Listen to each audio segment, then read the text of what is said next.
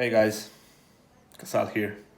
You're about to watch Thorin talk and talk and talk. But it's kind of good, I swear.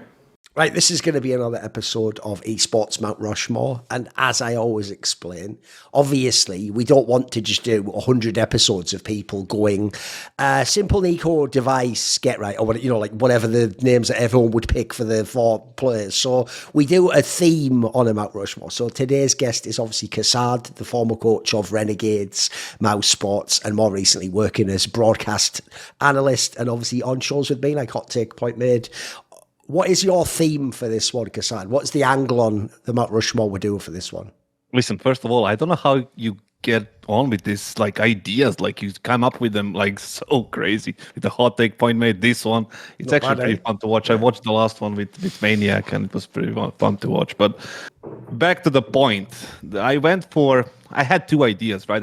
I thought about IGLs, and I thought about the teams. So because I watched a billion demos and a billion rounds, and I remember all of these teams, I decided to go for the four most memorable Mount Rushmore teams that would be for me in the last spot. CSGO. We're talking only about CSGO, obviously, in the last 10 years, as we know that it's about to come to an end officially soon, and we are switching to CS2. So I think it makes sense to kind of discuss the four teams that would go up there and kind of to be the most significant lineups that we had in the past. Right. One thing to ask before we jump into the first one, though, is this. Is there a difference in this version? It's not just the four best teams ever gone to Kassad. Is there some other concept, like you said, memorable? Is it something like you have to be the most impactful or something, or influential or something, right? Basically, the teams that defined Counter-Strike at the time, who changed the aspect of the counter, who created the new meta, who kind of shaped the roles, everything that has been happening, and why they were good and why they were. Obviously, it's not the longest eras or anything. Some just the teams that kind of switched the way we look at CSGO and kind of moved it to another level from what it was, right? Okay, who's the first one we're going with then? The first one is obviously people are not going to like this, right? Because I'm going to skip the most obvious one. That will be the first one, which is NIP with 87 and 0. I'm not going to put them in the Mount Rushmore at all. I don't think that's yes, they launched CSGO into a competitive environment that it was, right? But for me, they didn't have anybody to play against at the time. It's only Copenhagen Wolves, I think, at the beginning with Pimp and Glaive and whatever, right? But for me, they're not there. For me, the first one that's there is FNATIC 2015, 2016. They're like NIP on steroids, right? Back then, just crazy anabolic steroids, just going at it. They had obviously Pronax, all of Crim's Flush and JW at the time, and they were dominating, in every aspect of the game. When you look at their, individual skill, the way they played off each other, they had a great IGL in Pronax, who won 3 majors.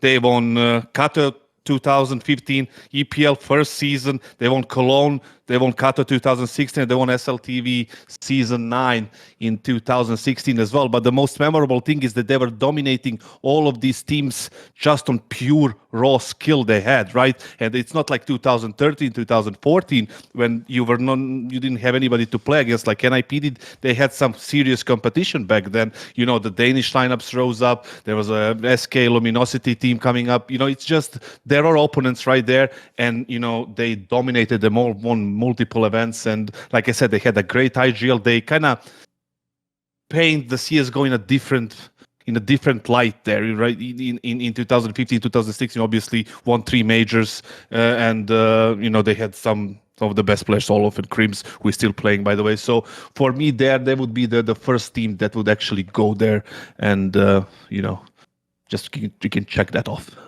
Right, obviously, one thing, as you were talking about when you were listing the different attributes of the team that people can point to, is I actually always say this, right? It might sound like a weird angle, but I actually think there should be way more discussion on all, all-time great lists and, who's the best IGL. Like, for example, I always say this on my shows, even though I don't do it, the reason why years ago I was the first person to make the case, if you look at how people do, football or NFL, the great GOAT player or whatever, Device just demands that he's at least in that conversation. Look at his resume. But no one out there, I mean, Alan Hender does. There's like one person I know does. Like 1 or 2 people do actually have him as the GOAT, right? But essentially my point is, because the case is there's surely got to be someone that likes that angle that can make the case. So if you were going to make the case, which no one ever does, sadly, for Pronax, is like the greatest IGL. I mean, as you said, he won 3 majors, and everyone does just treat him like he's like Swedish Huxley or something. Like, he actually can't get any respect. Like, no one has him as the GOAT IGL. But I'll tell you one thing, though. If anyone was back then, this guy actually, like, it's not something that you just put as a side comment. Like, yeah, by the way, he was pretty good at, like, mid-rounding. Like, this guy was really good at mid-rounding. Like, for real, some of the calls I've seen him make,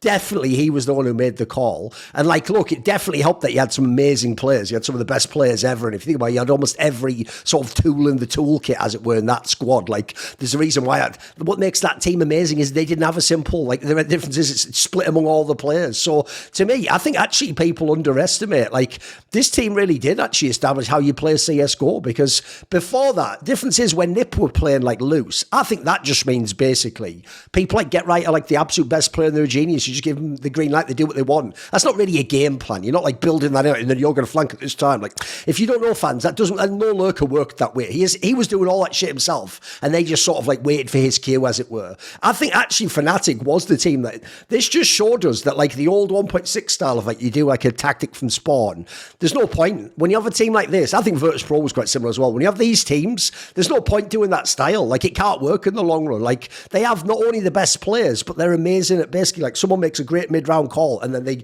switch up what they're doing. So you can't do the old, like, I always used to think 1.6 was more like the NFL. It was like, you have your tactic, you're going to execute it. He's like trying to think what he saw in the game footage, as it were, and do his counter. Like, CSGO, really, like, this team did define Counter-Strike for a long time. It's the reason why I can imagine they were so hard to beat, because when you watched them play, you were like, they're not doing that. Like, it's not like playing Astralis where, like, how did they think of this? Like, they're just doing the correct play with the best players in the default. So that can work a fucking lot in CSGO is what we learned, mate. Like, I actually think it's part of why we've got so many international teams. Now people have realised you don't have to make CS too complicated. As long as you've got the right players, you can make it quite simple, right? Exactly. We're gonna come back to this once I go to my name, right? Okay. It's gonna tie up perfectly like what you said. But basically, the first argument is about Pronax. The guy won 3 majors. He was forgotten, similar to Zeus, the Ukrainian, IGL who won the major with Gambit, and it was in Navi who lost those finals and all these things, and previously Navi in the 1.6 era.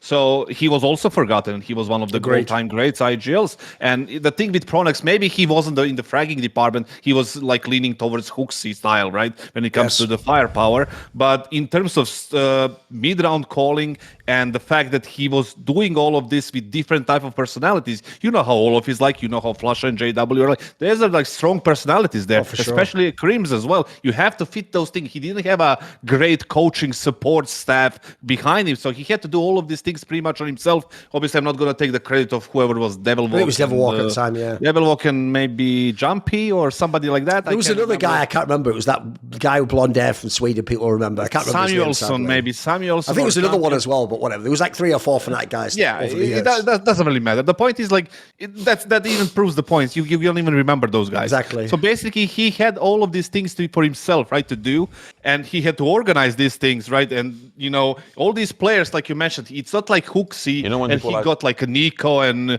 Hunter and JKS, all these developed players. There was Crimson Olof coming from LGB, right, back in the 2014-ish, when they were like coming up, you know, and they were like, you know, playing well, and all this, like, JW was, you know, already established, and Flusha was kind of established as well. So he had to rise together with those players. They're not like complete players and you just direct them left or right during the rounds. You had to like develop together with them in the organization that didn't really, and obviously not because of the organization, but it's the fact that the coaching staff wasn't developed back then whatsoever. So you have to like do it by yourself. And they managed to do it and dominate in every single aspect of the game. Tactically, they had, like you said, they had this thing where it's very hard to counter them, similar to like BP, right? It's very difficult to prepare a game plan against them because they adapt very quickly and they're unpredictable in the mid rounds because they play off the gap. They see the gap in the defense, they play off it. It's not a set strat where you run into like 4 people and it's like, okay, we counter the strat. They find the gap for you, and that's where they like the pioneer that type of Counter-Strike, right? They see a gap in the city's, you know, defense, they use it. they win the round. Somebody feels the moment from the individual players. All of Crims feels the moment, feels the gap in the round. He uses it. He doesn't need a permission from Pronax. He just knows that he needs to listen to his instincts, and he just goes and takes the round by himself. That was their biggest strength. Obviously, skill-wise, they were superior to other teams, and there was a bullshit like era where you had like a CZ and Tech9 first coming out, and like there was a crazy amount of bullets and switching to CZ very quickly after that. That kind of JW exploited a lot but it is what everybody had, so he did it the best at the time, and they won all this. Pronax is sadly forgotten in the esports in Counter-Strike completely. I don't know if it's his fault, maybe it is to some degree because he's not staying active, but definitely he didn't get any special recognition for the 3 majors that he won in CSGO. So that they would definitely be my number 1 pick from 2015 to 2016 to put them up on the Mount Rushmore. One last thing I would say on this team as well is I always thought the other thing that was so impressive was even though they had like a style and they had like set things that they would run in the game, you can always see where they'd put in like the slack for different players, because if you think of the players they have, they're all super iconic for totally different styles of play. Like Flusher does do those amazing lurks, but like the way I always thought, the thing people misunderstand about a Flusher lurk is it's not like some of like the other classic lurkers where they're like forcing it all the time. It's like he would always find like the weird angle where it's just you forget where he is on the map for that moment, and that's when he like timing pushes in somewhere through a shadow or like past a smoke or something. Like, so with him you always have to be aware, like he could be anywhere on the map but you're not seeing him. JW is just going to do some mad push at some point in the game that like even he surely can't be thinking of those before he does it. Like I'm pretty sure he just does it in the moment and they just sort of let him go. Olaf Mice is a bit more, he was more like, for me, he's more like a daughter carry. You just give him the resources, put him in the position, and he killed everyone. And then Crims is just the ultimate workman, and he just does, it seems like he just does whatever you tell him to do. It's like in America, you say you've got the hard hat, and he just puts the hard hat on, he just goes to job. You tell him to just break rocks, he just does that all day long. So, like, I always thought, if you look at this team, like, on the one hand, Pronax has to be doing something well, because he's like keeping these totally different, like, it's like some superhero fucking team or something. They're all different powers and that. But at the same time, like, this is clearly like players are getting to make some of these decisions as well. Like no one's telling Flusher to do a lurk like that or JW do one of those pushes. Like they just let them do it and then they just adapt around it somehow. I always thought that was the most amazing thing, because one thing I know Semler used to love to say about that team, but I agree, it's like it was like they had a hive mind. Like they just understood what everyone was doing, because you remember the famous thing when there was that one year in 2015, which was their year, when those ESL videos got released and it had the voice comms recorded in it. Everyone did this. I know everyone did. We all went back, and because they were number 1 team at the time, we all went like, oh shit, there's all these FNATIC VODs. You load it up and you're like, can't wait for this. And they're not saying anything, guys. They're just going like, to be. And then they just, like, in the game, they do some, like, amazing synchronized move where, like, the flash come, win, like, a 2v1, and then they never said anything on the mic. You're scrolling back, like, well, where is it all? Like, and they essentially, as far as I can tell, I don't know if it's from practice, just had perfect chemistry. They just, it's like they were reading each other's minds or something, mate. Like, I always thought in some ways that video is more intimidating than, like, how good they were in the game. Like, if you watch that, you're like, how are we supposed to do this? Like, it's actually incredible to me. They must have had one of the best natural comms of any team ever, mate. It's absolutely crazy. The thing that helped them quite a bit was the fact that they were all from Sweden, right? Sure. And the culture is basically the same. They grew up in the same country. Obviously, the communication is easier when you speak the same language. But the thing is, like, it wasn't easy, like, doing it by yourself when it comes to Pronax. And he didn't need to frag all that much at all, because he has these amazing people around him. Flusha, who recently retired officially, he, together with Zipnix and maybe Neff, right now is the best rotator this game has ever seen. Oh, for sure, yes. He feels the round like no one else. Like that doesn't compare. Like they're doing this better than Simple and Nico and Zyvo. And like when it comes to proper rotations, right? They don't have the raw skill that these like top guys have. But the thing is, like, they have higher than most of the people, right? Not the number 1 people, right? So basically, those 3 people for me would be the best rotators. And Flusha did this from 2014 to 2018. It's mad, isn't it? He was constantly in the right place at the right time, feeling the round properly, reading the round properly. He knows where to rotate and where to stand when it comes to this, like, mid to late rounds and this X factor, like extra man, defense or offense or whatever it is, right? And we all remember the rounds that he had, like on train against was it G2 or FaZe?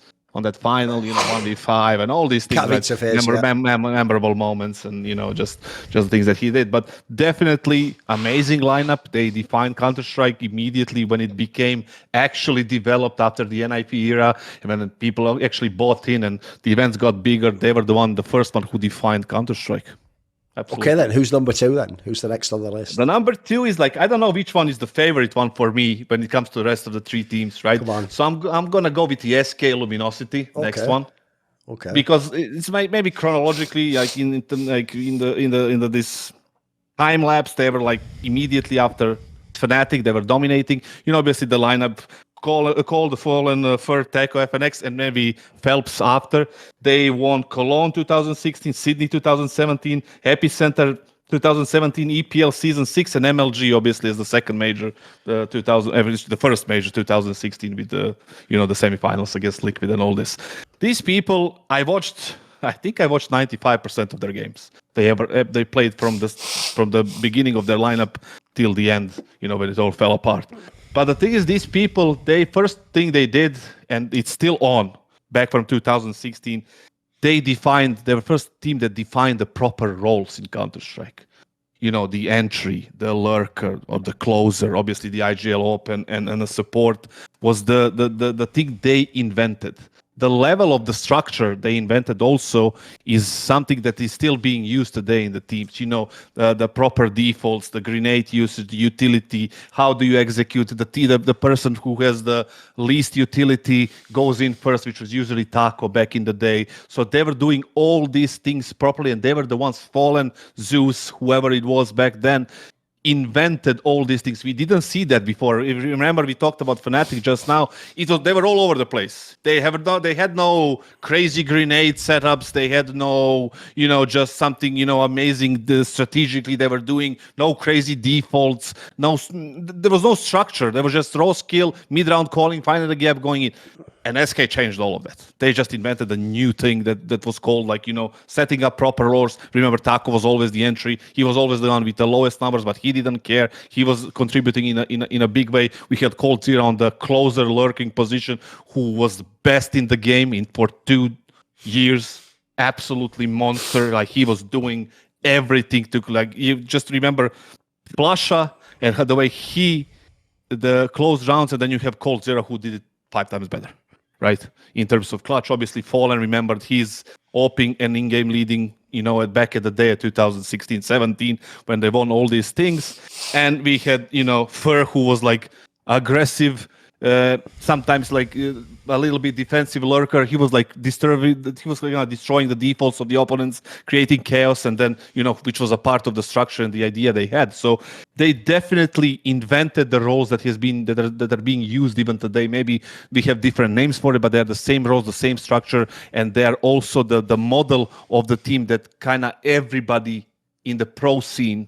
I'm not talking about the fans, just the pro scene, pro teams copied and tried to kind of make it their own, right? Sometimes too much, sometimes too little, but the idea was to kind of, accept what they did and kind of maybe evolve a little bit, but the foundation was definitely from SK.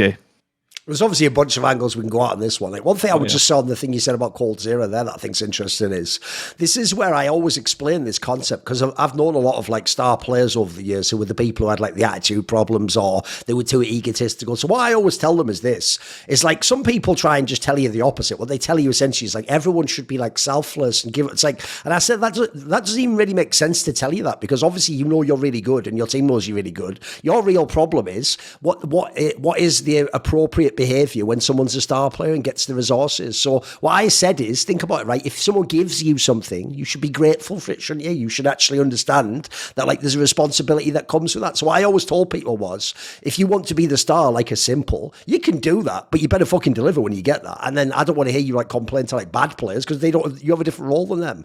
You have to deliver no matter what. You got the resources. So to me, Cold Zero is the best example ever of appropriately giving some of the resources, because you remember, right, people who were haters You know, in the same ways you have those morons who were always like, Penalto, oh, Ronaldo doesn't score penalties. Like, one, he doesn't. He's scoring like more goals than anyone else just normally. And then secondly, pretty good at penalties. He's not even a diss, is it, you moron? But you know when they would say, like, call Zera, just bait Zera, you mean? It's like, you know what he does isn't baiting, because baiting is when you, like, use someone as bait, they die, and then let's say, like, you get a kill way later and it has no impact, or you just don't get the kill, you just bait them for no reason. It's not baiting if you actually get the kill and win the round. Like, what Cold Zero actually did was he was just the best trade fragger. Like, they put him in a position and he would always trade correctly with whoever was his bait for tackle, whoever it might be. He just did it appropriately. Like, the point is, his own career shows you this responsibility, because later in his career, like, if he tried to have the team set up like that now, it would be inappropriate. He wouldn't be able to deliver on it. He wouldn't be able to do that. But at the time, like you're saying, like, I don't actually think, this is one thing that's like a complicated discussion for people. I don't actually think, Kassad, if you took all the players out of their teams and made like a big FPL game, right? I don't actually think at the time Cold Zero was like more skilled than Nico or Simple. Like, maybe even someone like, I don't know, Device or Olafmeister might have actually been a better player at the time. Guardian. There's a lot of great players. The point is, though, in his team, he was doing his role probably the best of anyone. Like, he was getting all these certain types of resources and situations in the game, and he was just the best. He would all, like, he actually felt, this is why, sadly, he didn't embrace his nickname, but I came up with that nickname way back, where I called him the Brazilian Terminator, because I always said he had that feeling like in the Terminator movies. The scary thing is the idea that it's inevitable, and it just keeps coming after you no matter what. Like, if there's a door, it's going to come round the door. If you run up a ladder, it keeps coming. You can't stop it. Like, Cold Zero, the way he fit into this team, it's going to be one of the best, like, star integrations of any team ever in Counter-Strike history, mate. Like, have you noticed a lot of other teams, it feels the opposite? Like, if you have someone like Simple, it's more like, right, he's going to do all this stuff. How do we fit around that? In this team, it feels like this guy just perfectly slotted in to what they were trying to do. With, like I say, I don't even know if he was the best, but in this team, he looked like the best for sure. No, he was definitely the best. In those years, he was the best player in the world right now, because he was delivering insane numbers and on a constant level. Simply because, like he said, and I mentioned it before at the beginning, that the structure around him was perfect. Like, they had the openers, they had the defaults, everything was set up for him to get in a good position to win the round for his team. The 2v2, 2v3, 2v4, 1v1, doesn't really matter. I just put him in a position where he's making the calls when it comes to how he wants to finish up the round after you get into the site, right? On the T side, like whatever the map is, right? If he gets into it, then you set him up properly. He doesn't even have to have an 8, right? He needs to be in a position that he wants to be in, and he's going to deliver 8 out of 10 times, and that's something that you always want to do.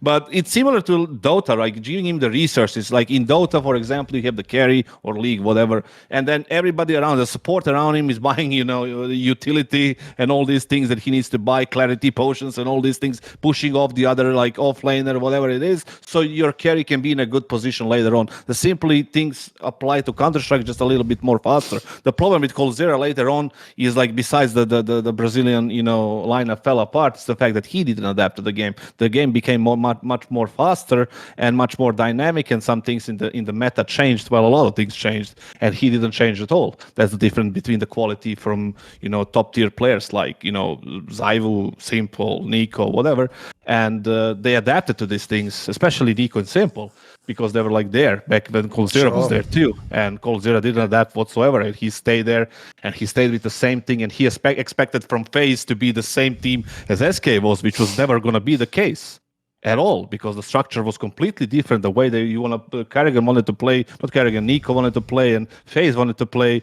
was completely different than what Fallen and the rest of the Brazilians wanted to do, and then he couldn't find himself anymore, and he probably didn't have any guidance, or he didn't want to listen, or he had other priorities in his life than to do that. So that's why he's nowhere now, and the rest of the players from this FaZe team, for example, like Nico and all these things, that are still relevant and very relevant, and he isn't, simply because he didn't adapt. But back in 2016, 2017, he was absolutely unstoppable in that team. Just there was no way you can deal with him if they do the things they want to do, right? If they put him in a position where he wants to be in, there is nothing you can do. Nothing. And that's why they won all these things in 2 majors, and it was a great year. Like I said, they defined that structure. They are the first team that came up with a proper structure, proper roles, proper early, mid, and late round executions. Everything was working perfectly for them. And like I said, I watched all of their demos, at least like 95% of them back in the day. and you can see how things developed, even the strategically, like executions when it comes to pre-called strats in the freeze time. It's still perfect. The rotations are perfect. There is very few, if any, missed utility like smokes and flashes. Nothing is being wasted, and it was super interesting to watch. And they definitely moved Counter-Strike to another level in 2016 and 17. One thing that you were just mentioning there about like how they play in the late round that I know actually the guys themselves specifically are quite proud of is that basically they did completely innovate, like you're saying, how you sort of play the late round of a round of Counter-Strike. Because before, like this is a weird thing that people don't think about, is their team's the best example I've ever seen of this, because everyone in their team, because of how they played, got a reputation like they're all clutch, they're all just really clutch players. It's like actually if you ever watch them play in separate teams, like a couple of them are really clutch, some of them are just whatever. It's more like this is one of the first teams I've ever seen where it's why I understand why people hyped Fallen, because when you watch this team, it's so obvious that they have done a bunch of theory work and that they all sort of have almost like a bunch of either like literally explicit like protocols, like some Blade level shit that we think of with Na'Vi, or some like unwritten rule of like, when we're in this sort of a scenario in a 2vx, we play, one guy plays more aggressive, one plays, whatever the scenario was, whatever little game they were playing, they all were kind of on the same page. And I remember if you went back to this era, mate, loads of teams were as good as them or could have beaten them. Like there's loads of times people are like this close to beating them, but everyone seemed to fall at that moment. Like the amount, this from when Nico was in FaZe, mate, the amount of times FaZe was like could have just won the game, and then they would just do that shit where it's like it feels like they are cheating, like they always win the 1vx, or Fallen always gets some like mad push like late in the game that opens a round up, or like Fur does the crazy CT put. They would always pull something complete out of nowhere. But the problem is when you watched enough of the games, they did it consistently. Like this was just a strength of theirs. It wasn't like they were just doing it getting lucky. Like they clearly had sort of figured out, again, same as we said with FNATIC, they'd sort of like mastered the like defaulting and mid-rounding. Like these guys had figured out how you close a round of Counter-Strike, whereas before that it was kind of a bit just random. You just do whatever, you just let the players do whatever they want, right? The thing is, like, yeah, I remember the FNATIC and NIP era, like, before that, like, you were just gonna do whatever you want, and they introduced a new level of these things and, like, organized it way better than anyone else before them, and the thing, like, they had this freeze philosophy, like, what I wanted to call it. And whenever they have the advantage, they would stop and freeze. The teams, they rush into, like, sites and try to make a decision very quickly. They always did that, and people kind of figured it out later, so they use it against them after 2.5, 3 years. Some people trying to do this thing the same, and it doesn't really work in this Counter-Strike. They used to, every time they get an advantage, they used to freeze. Used to freeze and wait for you to make a move, wait for you to push the other way so you can like get some information, and they will always wait for you and always kill another player and finish around like that if needed. If their initial strat doesn't work, or they change the call mid-round or whatever it is, they get the advantage from if Fur got a kill, or Fallen got a kill with an AWP or something like that, right? And I called it the freeze philosophy. It worked for them perfectly. You can go and talk to Taco about it, like he will tell you everything that you need to know about this thing, because I remember talking to him back in 2000, maybe 17 or 18 about that very thing, and it was very successful for them. Obviously they won multiple events, 5 events as SK, I remember him as Luminosity, 2 majors. They were dominating, and most importantly they changed the game for everyone else. If you forget all the trophies, they changed the way people look at the game after the FNATIC, and after like 3 or 4 years the game already existing. They just brought it to the very next level, and that's it. One last thing I would ask you about is, well, you reference Fur there. I actually do think now, dude, he has to be one of the most underrated players ever in Counter-Strike now. I don't think people know at his peak how insane that player was. Like, everyone knows famously when he would do all those CT pushes on overpass. Like, I don't think people realise, Kassad, if I'm playing against that, or like a top team or a coach, it's like the James phenomenon. It looks so easy to stop. Like, oh, it's easy. Let's just nade him when he comes to the court. Like, the problem is, though, when a guy can do it like this guy could, he could just do it every round. And he made it work. Like, that might actually be, for real, like the most like psychologically intimidating like play you could ever have, because you just knew he was going to do it, because like he's going to come somehow and he'll just make it work. I always thought what an insane like just bonus it is to have a player like that who just adds that dimension to your team. Yeah, I mean, he was in team. I think he was properly rated back at the time. I think people were scared from him. People were always like, you're afraid of falling, right? Entering like with an AWP, play shotgun, opening, whatever it is, calling. You have the cold Zera, closing the rounds for you. You can't really win a battle against him unless you headshot him instantly from the first ball, then you're dead. And then you have Fur, who is all over the place every single time, and who is fucking up your default or fucking up your ideas constantly, and it makes it he's coming, and you can't stop it. So that was very I think he was properly rated. After that, he got forgotten. I mean, as everyone do who doesn't stay on above the surface. So it's just the way it goes. But definitely at the time, he was very scary player to play against. I remember we were playing against them in America multiple times and a couple of events. And I think we played the quarterfinals of the major once against them. I don't know if he was in that lineup. But the thing is, like, yeah, he was, yeah. That was in Qatar 2019. Yeah. I mean, he was very scary. That was even past his prime, and he was very scary. So definitely, I mean, you can't really say who was the best player in that team. You can't really decide because every single player had different level of impact that was kind of going together with whatever the rest of the team was doing and making it work and making them the best team for like 2 years in a row. Right, who's the third team then? And now, like, before obviously it's going to be Astralis, right? It's going to be the super lineup, the best of all time and everything. But if you go like it from the beginning, we have FNATIC 2015-16. The signature was them, raw skill, chaos, whatever it is, right? Mid-round calling, finishing up, finding gaps, That's the signature thing from them.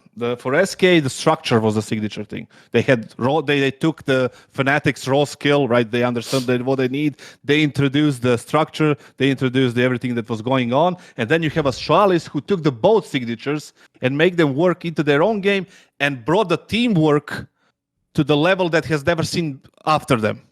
I never seen the level of teamwork after Astralis Prime in my life after they obviously disbanded and whatever, like they were in the downfall. After them, it's 3-4 years after 2019, nobody has done it. I don't know if anybody can do it again.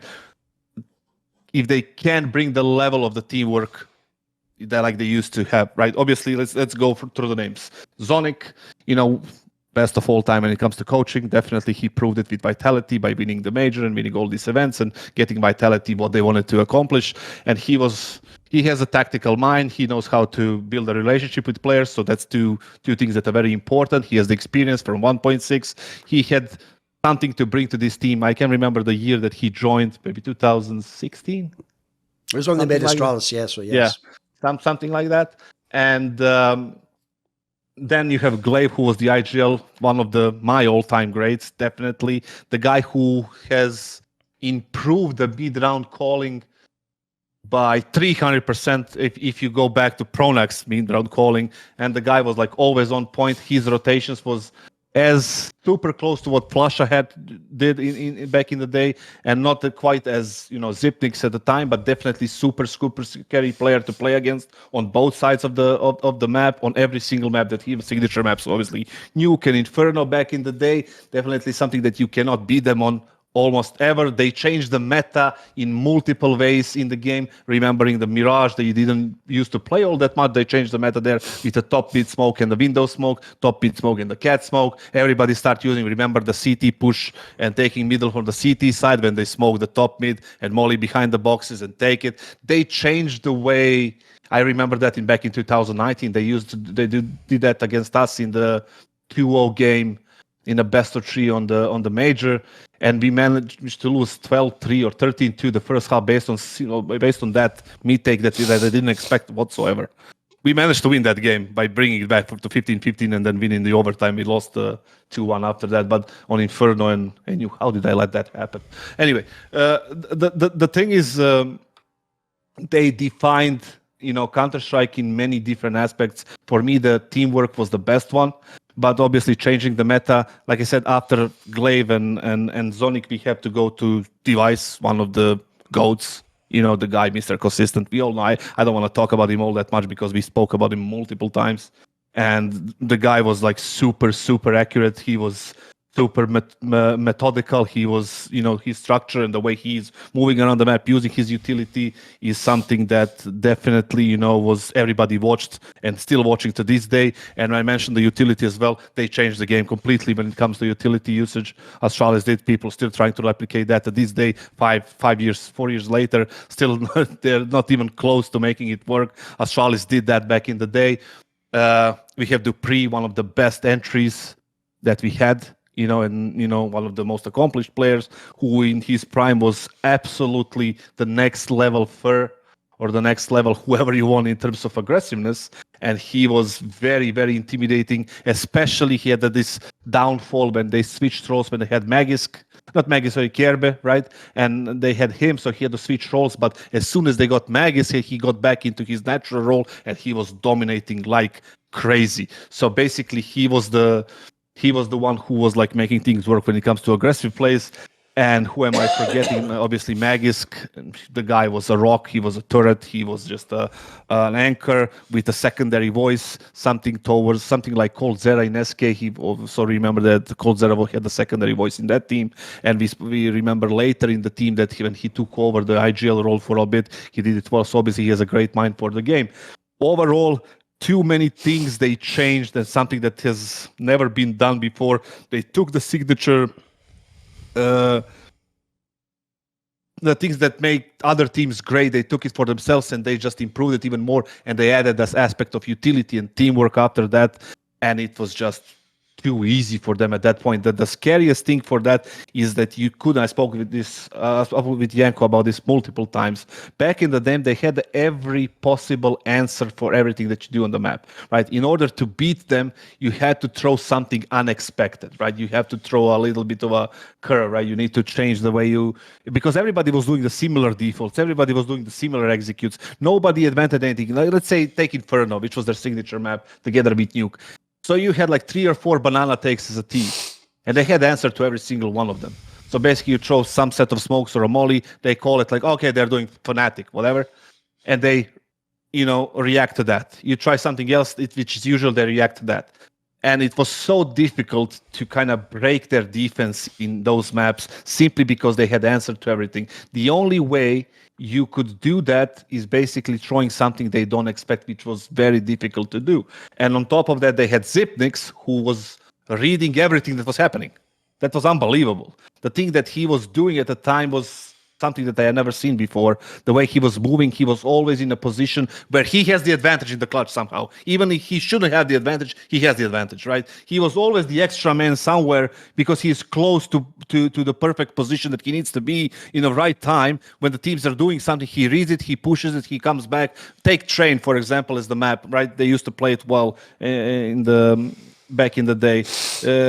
He was the B player, right? And then he understood when he needs to go from ladder to flank them, and he needs to leave the site completely and come back to the A site and help. He has some famous clutches on Train as well. Like, it's just something that I have never seen before. Somebody that read the game so well, and being able to. He didn't have any kind of crazy aiming skills, right? He was just at the right place, the right time, right? And always delivering the proper frag, the proper rotation, similar to what Naf did later, similar to Flusher did in the day. And I don't know now who can do it on the level they can do it. But basically, teamwork was their signature, their thing, and they just brought the other thing and just improved it to the next level. They took the structure from SK, they took the instincts and the individual skill from the FNATIC lineup and kind of mixed it all together and created this supernatural lineup that won everything.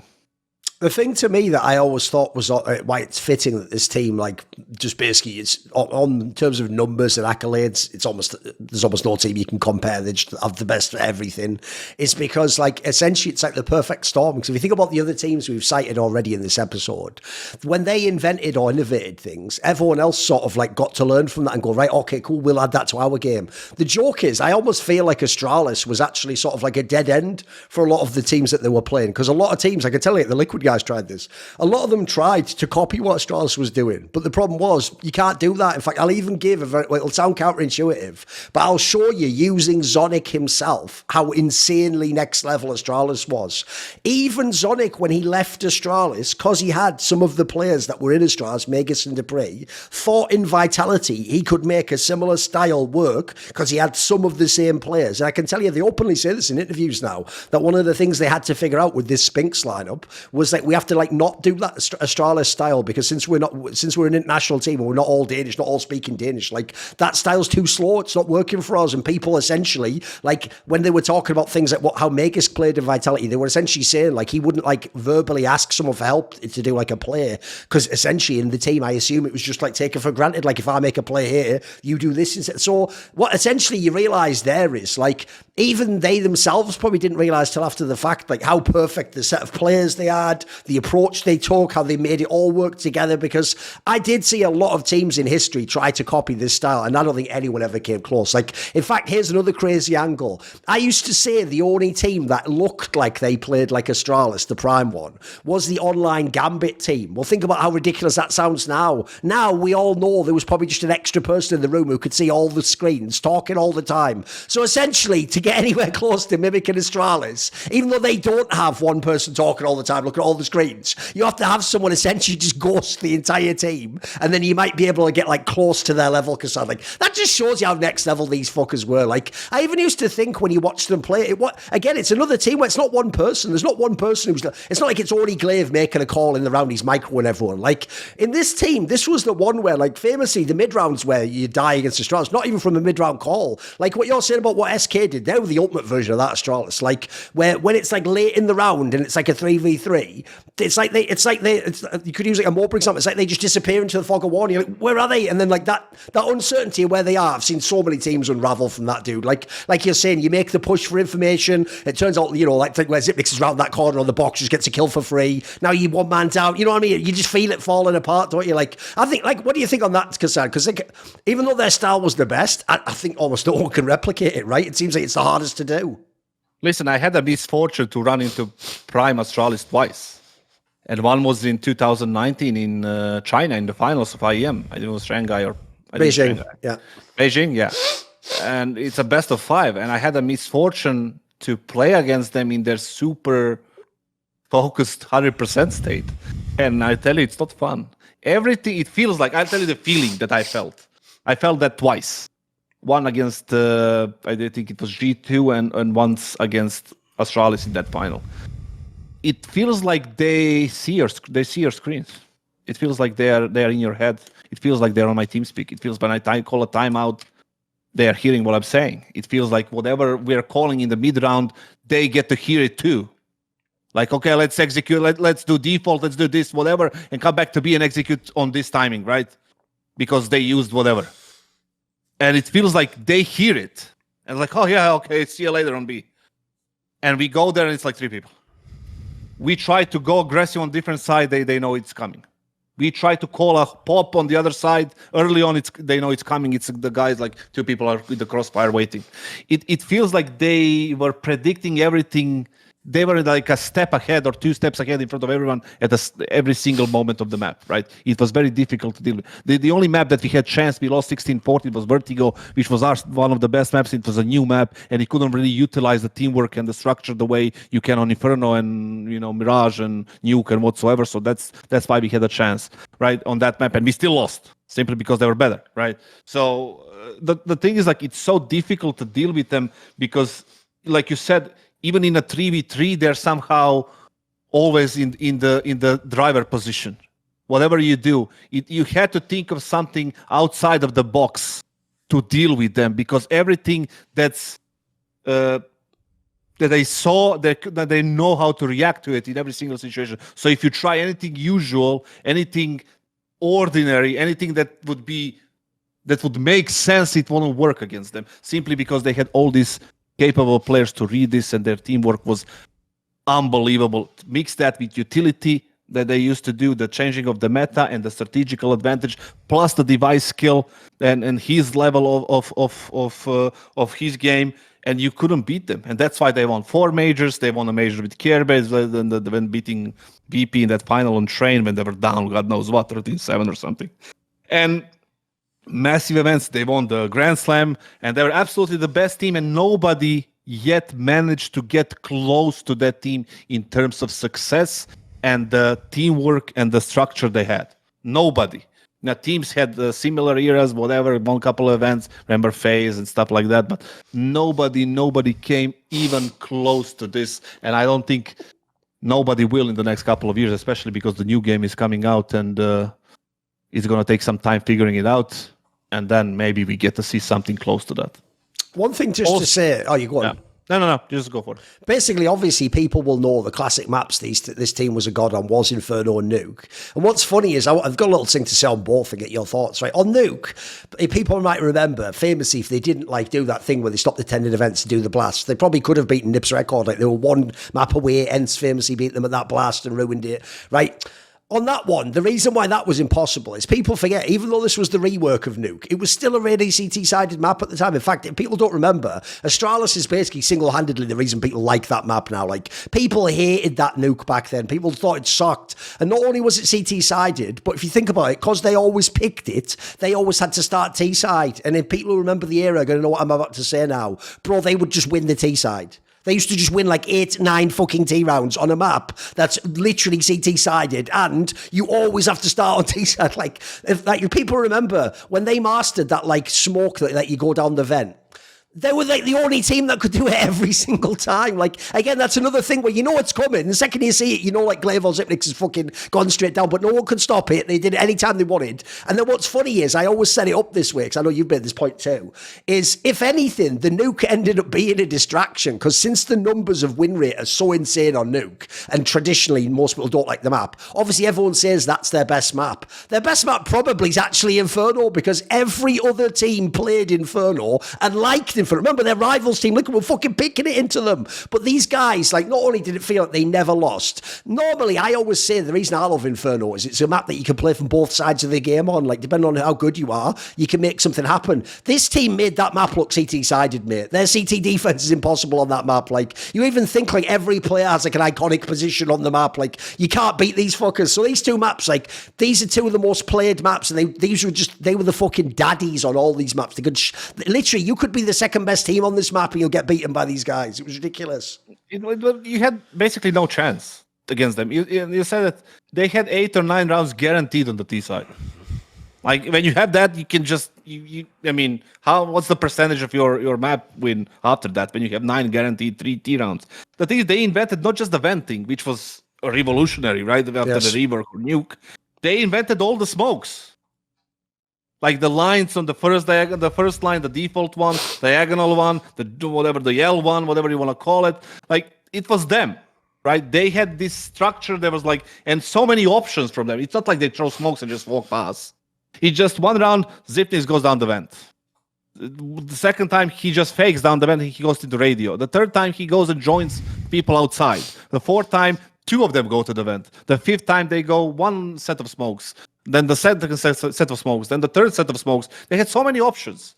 And they know how to execute in the mid-round every single one. Okay, the normal reaction. Okay, we spotted AWP in secret. Let's immediately transfer. You know that somebody with a smoke will smoke main, and they will take the ladder base, and then you're fucked, basically.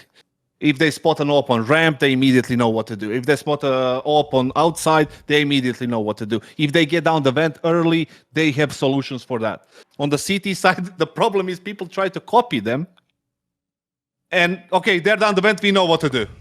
They have these smokes that we used to do, we know what to do. So it was impossible to play against them. It was just impossible to deal with them. The first team that dealt with them on Nuke was Furion, nonetheless, with their stupid style. Yeah, but exactly. The thing is, what was ridiculous too. Sure. And that kind of ties in to what I said, you need something out of the box to deal with them. And they came up with this crazy default. They didn't even go outside. And Astralis was what the fuck is happening? Where are they? Why are they not outside? We don't have an answer to this. So they just keep popping up and just destroying them. But the thing is, what's the most kind of impressive thing about Astralis and their runs was the fact they had crazy competition in the time. FaZe, Liquid, Na'Vi. G2, Navi, like all these teams, like FNATIC, even the Brazilians, NRG, there's loads of teams, NRG, yeah. lots of teams challenged them, right? Yep. And they came out on top on every single one of them. If they were not stupid enough to go for these blast events and just avoid the proper events, they would have more titles. Oh, they could have, yeah. Absolutely, Yeah. they would won the Grand Slam earlier. They would had more. We would have more memorable finals. Yes. We would have more memorable events. But decided to just. I mean, it's not it's the organization. I don't even know. Doesn't really matter. The point is they fucked up there, but they still are the best team of all time for me, and they're gonna stay that. In the realms of CSGO, in the CS2, we'll get to see, right? But when you compare, like when you say who is the best team of all time in CSGO, it has to be Astralis, and nobody came even close. I have one last point on this Astralis topic, because I want to ask specifically from the background of being a coach. Like, one thing I was always incredibly impressed by with Astralis is people take it for granted who are fans, dude. Like, if you notice, they always do what I say is they talk in like a static manner. So if you become like number one team, they make it sound like you just stay number one, like all the attributes stay the same. And then like, you know, it's like you can just sort of like chill now because you're number one. Whereas to me, it's like, you're always going up and down in level. If you haven't practiced enough on certain maps, your level's going down on them, your ability to execute, your competence. So to me, it's more like, what do you do with your practice time? How do you like use your resources? And the thing I always think fans misunderstand is when you're number one, now that everyone else is gunning for you, most teams actually do, believe it or not, like just stick with what worked for them. Whatever got them to the top, they stick with that approach. They lose a couple of times when people adapt. They don't usually notice they're adapting. They go, oh, we just didn't execute what we did, perfectly like we used to. They keep doing it, and then normally it's only when you got knocked off that you learn and then you can come back. Like, the thing about Astralis that always impressed me, dude, is it's almost like they could see in the future, like, oh, someone knocks us off in 2 months, and they just did the work like 2 months in advance and didn't let themselves get knocked off. Like, when you look at the time span of how long they were on top for, essentially they were just the most self-motivated team ever, as far as I can tell. Like, even when they were the best, they were still working to have the next answers and the next solutions and the next. They didn't just stick with what they had, like so many great teams in history. Yeah, the thing is, like, when you're on top, all eyes are on you. Everybody. Just remember, it's not like the number 2 team is looking at you. It's every single one that's competing in the pro circuit will be looking at you. All the players that are trying to improve will look at the individual demos of the players who are playing pit, who are playing op, or whatever. The IGL coach will look at the IGL and the strategic part of the game. Everybody will be looking and gunning for you on that number 1 spot. So that makes it even harder. So what Astralis was impressive about, they keep innovating constantly. Like on the banana takes, on the banana defense, on the nuke smokes, on the Mirage, on Train, on all these maps, they keep innovating things and they keep like improving. And it was so hard to kind of play against them simply because they had answers to every possible scenario that was happening in the game, right? So they can recognize, okay, these guys are trying to do the default that we do, okay, and then we're going to deal with that very easily because they thought about it. Like, once you're on top, you think about these things. If you have a proper coaching staff, managers, whatever, like players, doesn't really matter, right? And you think about these things. What can take us down, right? What is going to be the thing that will take us down, and you prepare for it. Like, if these guys try to do this, that you know that they're going to try to copy you, so you just make a way like how to deal with that, and obviously you do it and you stay on top, and they stayed on top for a long time. The also impressive thing that they kept their motivation super high. Yes, throughout all that time. It's just what champions do, right? It's not like you win one thing and just like. You take Novak Djokovic, Roger Federer, Nadal, like they keep winning and winning and winning, and how the fuck are they doing this? Like, the same thing Astralis did. It's just more difficult because there's like 6 of them, right? And you need to deal with 6 types of like personalities and like the motivation of 6 people. And it's like, they were very, very, very organized. They looked like a unit. They were the first one to introduce, I believe, coming in like dressed the same. Like, they were behaving as a team. Professionals, yeah. Yeah, they were behaving as a proper team. Not many teams are doing that anymore. G2 is doing it now. I think some of the teams tried it again now, like not Navi, but I think it was Gambit back in the day. And like, not many teams are trying to do this right now, right? And they were the first one to do it, and they are ultimately the greatest of all time when it comes to teams. Right. Who is the last and the 4th team? And the 4th one is I don't know if people are going to agree with this one. It's EG. No, sorry. It's Liquid. Which 2019 okay. Liquid. So the Grand Slam one. the Grand Slam Liquid simply because they had the perfect lineup for the type of Counter-Strike they played. And that ties into the first thing that we mentioned, at the beginning of the show about, you don't need to play complicated CS. Yes. With a simple CS, you can win a lot of things. And that is what they did the best in the last 10 years. The basics from Liquid was absolutely on the highest level in the past 10 years in CSGO. So basics, what does it mean? Okay, there is a gap there, we're going to go there. There is no overthinking things. Okay, I'm looking at the timer. The timer is good for us to use the smoke. We're going to use the smoke. There is no like, oh, maybe if I do this, and is it going to be too early? Is it going to be too late? They didn't overthink anything. We see a gap, I'm going to go for it. Stewie, he had his role. Obviously, the lineup was Stewie, Twist, Naf, Elysian, Nitro. Yeah. And they had a perfect mix of roles back then.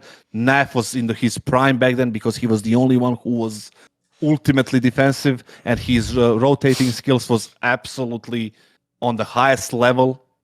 Together with, let's say, Sipnix, we had all these memorable finals with Astralis. They lost, I think I wrote it down. So they lost Chicago 2018, Season 7, Season 8, EPL 2018, and New York 2018. Most of them against Astralis and one against Mouse, I think.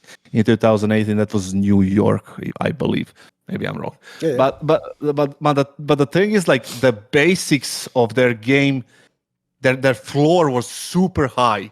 Their floor was basically someone's ceiling, most of the teams, right? And the only one they couldn't beat in 2018 was Astralis, and in 2019 they didn't get to play them all that much simply because we discussed it before. Astralis playing the blast events more so. But overall, if you go through the roles and you have Naf, defensive player, doing all this, like closing out rounds, making the proper rotations, doing all these things. They had Twist, who was semi-aggressive, semi-defensive, he was always there to trade. He was always there to, if he needs to, go in front of a leash or whatever he needs to do, he was there, especially on the CT side. And then you had Nitro, who didn't really need to frag all that much, similar to Pronax, right? Who was just, he needed to call at the beginning, maybe organize a little bit, maybe contribute a little bit. He didn't have to do all that much simply because they were doing it by default. Like, there was no crazy structure in that team that like SK had or, Astralis had in terms of strats and all these things, right? So he had to do the bare minimum, but he did it well. He did it just enough for them to be super competitive with the best team in that period of time when they won the Grand Slam. And obviously you have Elish, who is, a very diverse player when it comes to, like, obviously he wanted to play a little bit more aggressive in his past, something that I don't like. I think he would be much better if he played off informations rather than play for informations. I think that his biggest weakness. He has a lot of strengths, and he is the best NA player of all time, I believe, by far. And he's 24 now, 25. The thing is, like, with him, he was, like I said, super versatile player, and very dependable. He had some, he has a strong personality, which was sometimes good, but sometimes, hurting them. But overall, when they got their shit together, but they were all on the same page, they were a very scary team to play against. And obviously, we had Huey, the one who defined what people are doing now. He was the pioneer of this aggressive entry, right? We had entry in Taco, who was like doing the entry in the execute. He uses his nades and then he goes for it. Stewie is something that people are trying to do these days, like config after him. Then you have Ekidar, Patsy, all these like nerds and all these like super aggressive players right now that are trying to improve that role. He was the first one to invent it. He was the one who was going through the smokes aggressively. He had snacks before, using the smokes a lot, but he wasn't being aggressive. He was like super semi-defensive. He was just using the gaps, the timings. Stewie didn't give a fuck. He was just going for it. He was the example of his impact was, if you watch their demos, he could control Banana by himself on the T side, so you can redirect your resources and players to the top, middle, and bracket and holes, and you can make advantages there because he can hold Banana by himself. All these entries and all these roles that are people today trying to replicate came from him. Whether we like it or not, he was the pioneer. He was the one who introduced that super aggressive entry role. Maybe him and Config was immediately after him, I believe, who was trying to be super aggressive as well. So perfect mix of players right there. The biggest strength for them, for me, was the basics. Basically, they did everything when they were supposed to do it. The call came in the right time, the execution came in the right time. When you need to fall back, it was in the right time. When you need to push, it was in the right time. Every single basics utility wasn't wasted. Rotations were on point. So every basic in the game that you can name, they were the best at it. They were better than Astralis in it. They didn't have the teamwork, they didn't have the skill they had. The Astralis had, and obviously the camaraderie and, you know, the atmosphere and structural advantages that Astralis had over them.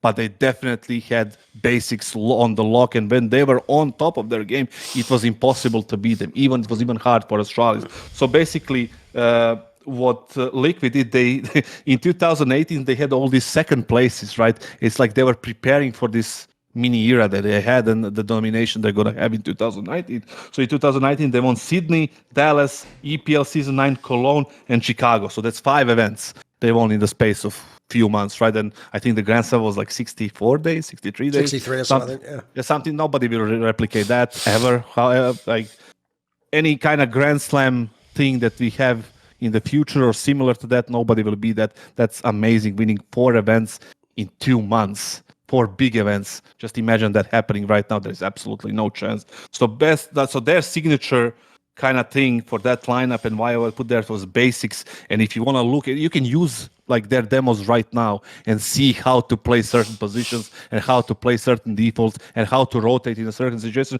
because things haven't changed all that much in terms of the opposition, right? In terms of what other teams do, you can react to certain informations in certain situations the same way Liquid did in 2019, because that it was so good and it was so on point, and nobody could match that back in the day. Not even Astralis.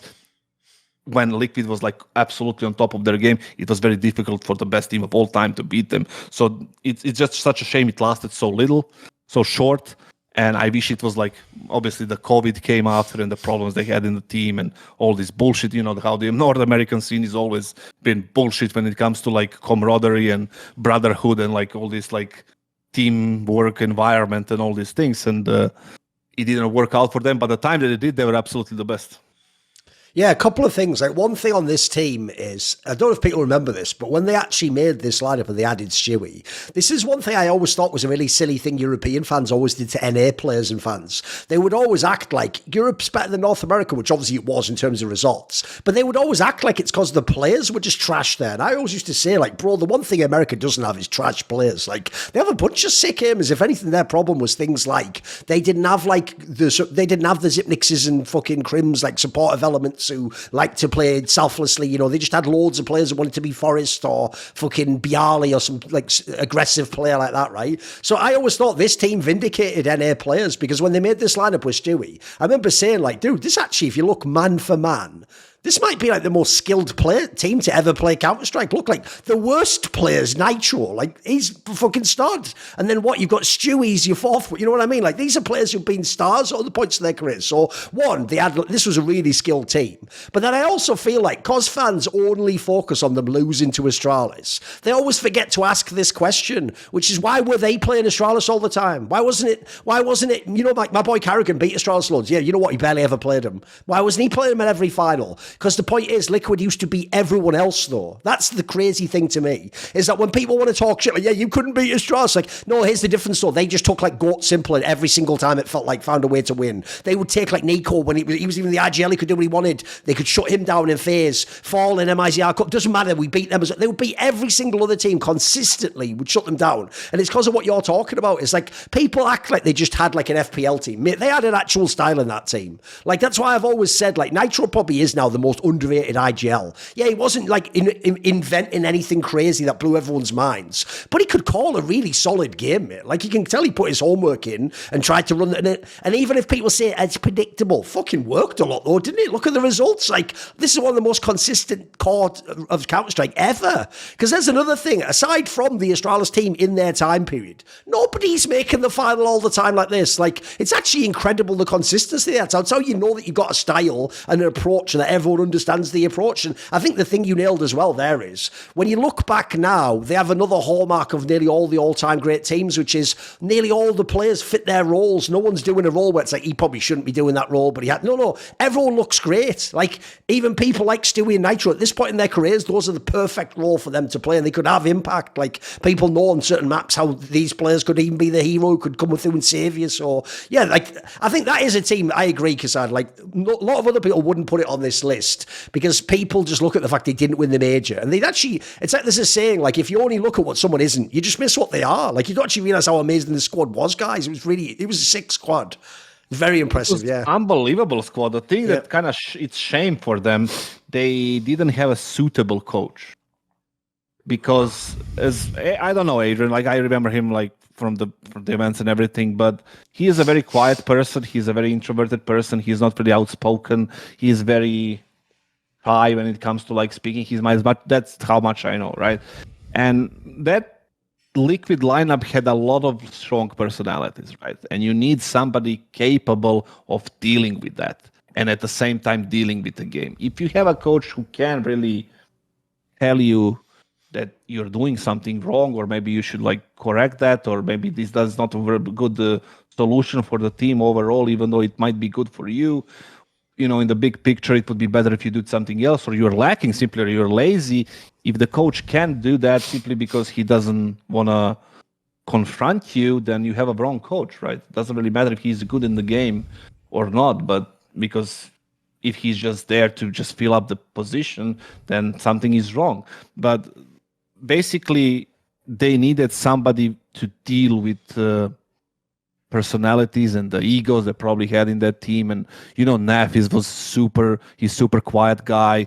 Then you have obviously Elish, who is super emotional when it comes to, and very expressive when it comes to things like something being wrong in the game, or in Stewie, very fiery personality. He's not gonna sit back and just not say anything, and you needed somebody to deal with that. I think maybe Zeus was a good option for that team back in the day. So he had the experience, major winning and everything. He could build a relationship as well, and at the same time keep the players in check, right? And keep the players accountable and responsible for the things they do, good or bad, right? So this is where they had I blame that maybe 50% of the team and 50% of the Liquid organization for not recognizing what they have at the moment.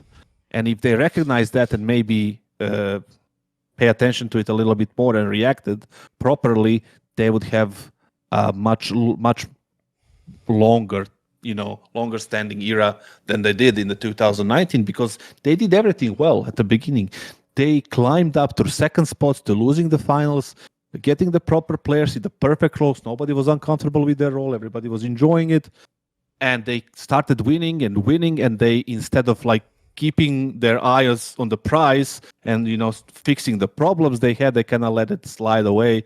But at least they had this Grand Slam and all these things. It's a shame they didn't win the major. Yes. It would be a great thing for that team and the lineup. It would stay even more memorable. But even like this, it's memorable, and winning the Grand Slam in 64 days. And the signature thing, like I said, for them is the basics. And they did everything they were supposed to do at the right time. There was no crazy, flashy things. There was no innovations. There was no like creations of some crazy strats. It was just basics, and it makes it work. And that kind of comes back to the beginning that we said, you don't need super complicated Counter-Strike to win tournaments in a row, and that's the perfect example of it. And people can the idea for this show is, right, to name teams, names, whatever you want, that's memorable to the last 10 years of this game, right? And definitely all these teams, I think, that we mentioned changed the game in some way. Everybody's gonna, when you mention FNATIC 2015, everybody's going to remember Olof and Crims and them, winning. When you mention SK, everybody's going to remember that. Astralis, everybody's going to remember that. Liquid is going to be a little bit on and off, but for me, there should be there because they did so many amazing things in a very short period of time, and they did it the right way. They didn't force anything. It was very natural what they did, but it just ended too soon.